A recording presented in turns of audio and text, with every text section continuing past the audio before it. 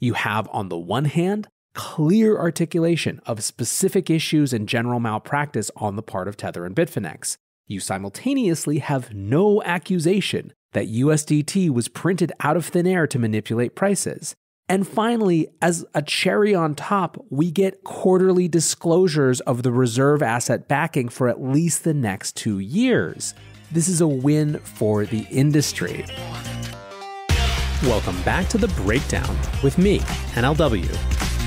It's a daily podcast on macro, Bitcoin, and the big picture power shifts remaking our world. The Breakdown is sponsored by Nexo.io and produced and distributed by CoinDesk.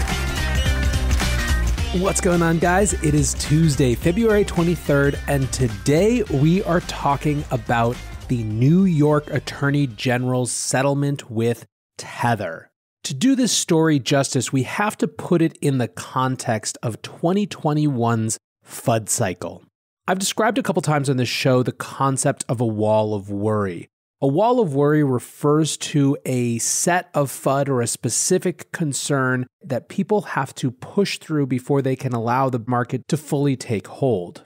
I've said a couple of times that I see a few different FUDs competing to be this cycle's wall of worry. There's a little bit of resurgent boiling the oceans environmental concerns, particularly post-Elon. There's the government shutdown concern, which seems a little bit relevant in the context of things going on in India and Nigeria. And then there's Tether. Now, I've done FUD shows with Dan Held and Travis Kling to discuss all of these different concerns, what might be legitimate, what the proper critiques are. With Travis in particular, I went deep on a different way to think about these risks. Basically, his argument is that you should be adjusting return profiles for that risk, but not throwing the baby out with the bathwater because of it.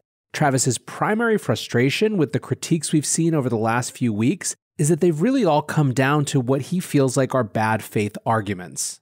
A good faith argument would be something along the lines of, there is a pretty serious risk of X, so you should maybe think about that or consider it before you size or price your position. Instead, what he was arguing is that what we're seeing is people saying, because of X, the whole thing is a scam and don't allocate anything. That sort of move from rational to irrational is something I'm going to talk about a lot today. Coming back to the different FUDs competing to be this wall of worry, one of the most persistent or perhaps rejuvenated has been Tether FUD. Now, the argument around Tether since 2017 or even earlier has followed a sort of standard conspiracy rabbit hole, where the first couple layers are pretty legitimate and then at some point it crosses over into the realm of the absurd. Here's what that rabbit hole, what that flow looks like for Tether. First layer, boy, the processes of Tether and Bitfinex, the company that it's connected to, sure are opaque. A second layer, there was a pretty weird loan between Bitfinex and Tether that causes me to have some serious misgivings about how this whole operation is run and the backing of all these tethers that they're reporting. So far, if you're following along, we're in pretty legitimate territory. But then we get into some weirder questions.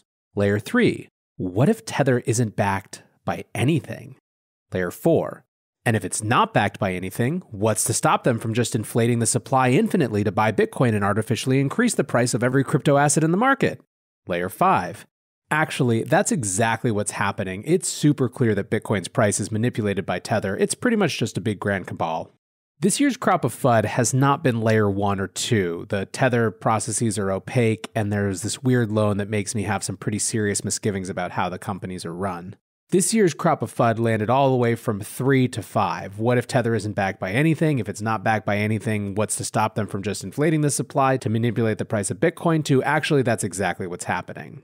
This year's crop of FUD was also propelled most recently by a Medium post by an anonymous author who made a variety of errors suggesting that they don't really understand how crypto markets work, and that was enough for the wall of worry army in this cycle to pick it up and try to wield it like a sword to justify their consternation about Bitcoin. Anyway, as I've said numerous times, I really wish that people could separate the first two types of critique, the very legitimate, this is opaque and there's some concerning things that I wish were dug into a little bit more, to this is all manipulation and this is the best explanation for why Bitcoin's price has been going up. That latter part has driven me nuts because I'm a pretty big fan of the most obvious explanation is usually the right one, and we've been watching a seemingly never-ending wave of institutional buyers line up at this space at the same time as PayPal and Cash App are providing incredible retail and consumer demand, which to me seems like a much more obvious explanation. But back to that what I'm calling much more legitimate critique or concern, there is another actor in this space that has been very interested in those points 1 or 2 as well, and that is the New York Attorney General. About 2.5 years ago, the NYAG started to look into Tether. Specifically, they were interested in the relationship between Tether and Bitfinex and that $850 million loan between the two. That loan, as we'll discuss, was required when a payment processing company used by Bitfinex had its funds seized, creating a huge shortfall for the company. And the concern was that if the funds Tether loaned them were the promised backing of USDT, theoretically the people using Tether could be put at risk.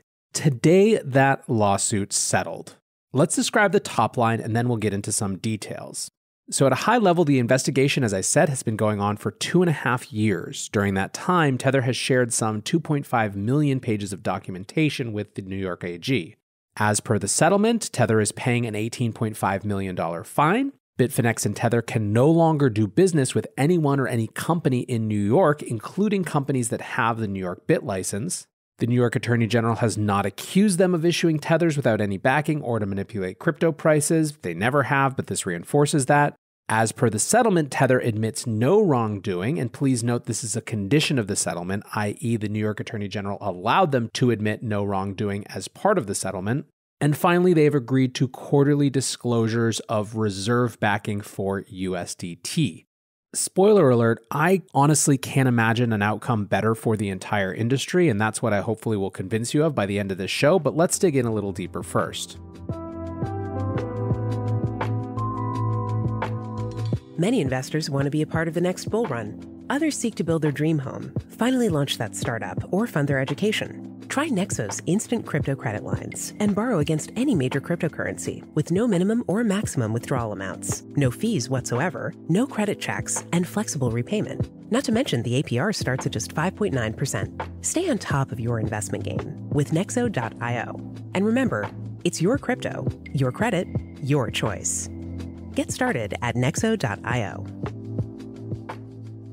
If you read the full report from the AG, there are a few points of actual consternation around Bitfinex and Tether. The first has to do with misrepresentation around where assets were held in mid-2017. There was a lot there, but the long story short is that Tether couldn't get a normal banking relationship for a period of months and so held assets with their general counsel, who in fact moved them into a Tether-held bank account at the last minute during a period of review that was supposed to attest to that backing being available. Here's a relevant quote from the specific report. At no point did Tether inform its clients or the market that from at least June 1st, 2017 until September 15th, 2017, Tethers were not in fact backed one-to-one by USD held by Tether in a bank account. Rather, the funds ostensibly backing Tethers had been held in an account under the control of its general counsel, and the balance accounted for as a receivable from Bitfinex. A little bit more color from the follow-up press release from the New York Attorney General. The Office of the Attorney General's investigation found that starting no later than mid-2017, Tether had no access to banking anywhere in the world, and so for periods of time held no reserves to back Tethers in circulation at the rate of $1 for every Tether, contrary to its representations. In the face of persistent questions about whether the company actually held sufficient funds, Tether published a self-proclaimed verification of its cash reserves in 2017 that it characterized as, quote, a good faith effort on our behalf to provide an interim analysis of our cash position. In reality, however, the cash ostensibly backing Tethers had only been placed in Tether's account as of the very morning of the company's verification. Quick interpretation from me, the issue here is where the money that was backing Tether was held, not whether there was money at all. Now, the second big issue in the NYAG suit was the one I mentioned above around the loan between Tether and Bitfinex. At the time in question, Bitfinex was working with a payment processor called Crypto Capital, which was having its accounts seized by the government of Poland and things. This created a huge liquidity crisis for Bitfinex, which was covered by a loan from Tether. So here's the key line, again, from the suit report. And so, as of November 2nd, 2018, Tethers were again no longer backed one-to-one by US dollars in a Tether bank account, because a substantial portion of the backing in the Deltek account had been transferred to Bitfinex to make up for the funds taken by Crypto Capital, while the corresponding funds transferred from Bitfinex's Crypto Capital account to Tether's Crypto Capital account were impaired by Crypto Capital's actions. A little more color again from the summary press release. On November 1st, 2018, Tether publicized another self-proclaimed verification of its cash reserve, this time at Deltek Bank and Trust Limited of the Bahamas. The announcement linked to a letter dated November 1st, 2018, which stated that tethers were fully backed by cash at $1 for every one tether. However, the very next day, on November 2nd, 2018, Tether began to transfer funds out of its account, ultimately moving hundreds of millions of dollars from Tether's bank account to Bitfinex's accounts. And so, as of November 2nd, 2018, one day after their latest verification, tethers were again no longer backed one-to-one by US dollars in a Tether bank account. The rest of the report kind of goes on to talk about all the times that Bitfinex and Tether misrepresented their exact position and what was going on behind the scenes. So let's be clear about a couple of things. First, this does not paint Tether and Bitfinex in a favorable light. Everyone who said this company was operating seriously opaquely, had some shady practices going on, and had a tendency to misrepresent things to put them in the most favorable light, these people are absolutely vindicated. These are not the type of actions you want to take if you're a company who wants to reinvent finance. That said, the people who aren't vindicated are those who jumped from the above to the argument that because of said shadiness, it must be the case that 1, all tethers are backed by nothing, and 2, not only are they backed by nothing, but they are specifically printed to manipulate market prices.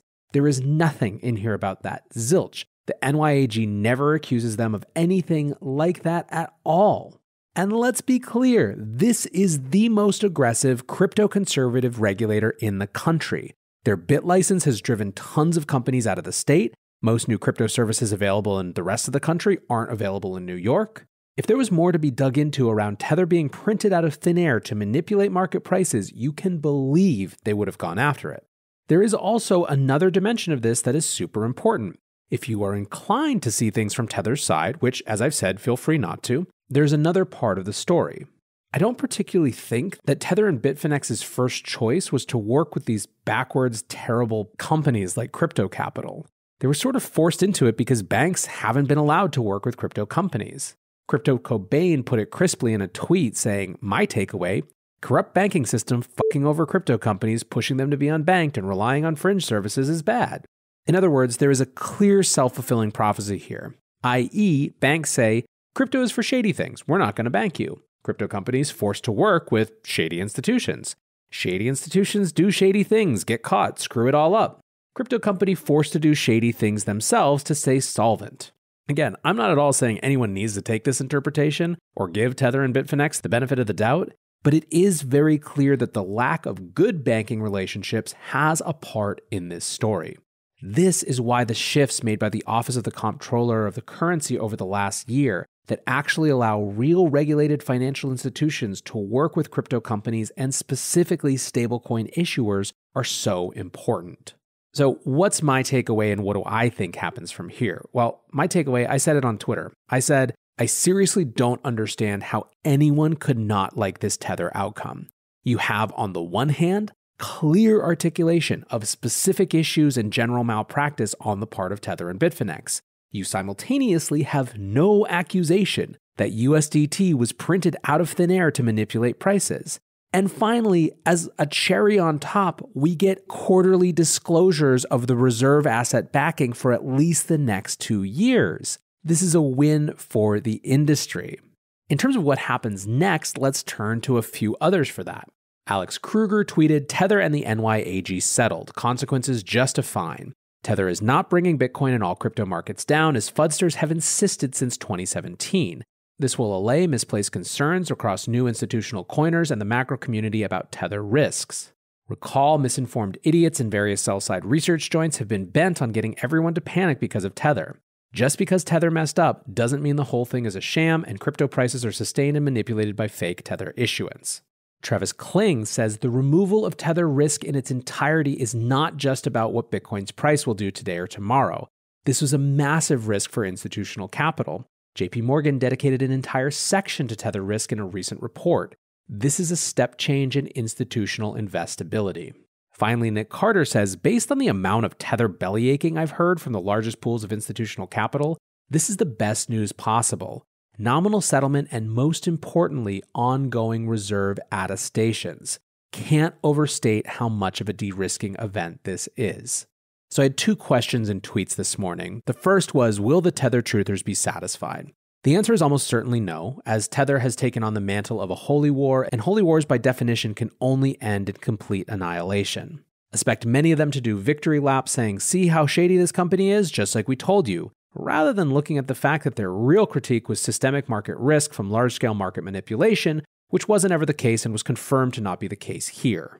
By the way, for those Tether critics out here who kept their critique to look at how shady this company is, we probably shouldn't have this be a key part of the infrastructure for this industry, but didn't fall into the trap of saying that Bitcoin was only priced the way that it was because fake tethers were being issued, congrats. But my other question was, can we move on now? And frankly, this is much more likely to be a yes, at least for the rationalists. It simply becomes massively harder now after settlement to point to Tether as some large-scale systemic risk. And even more, we're getting reserve attestations. Like I said, this is a huge win. The industry that you're a part of, if you're listening to this podcast, got much better today. That's the real story here.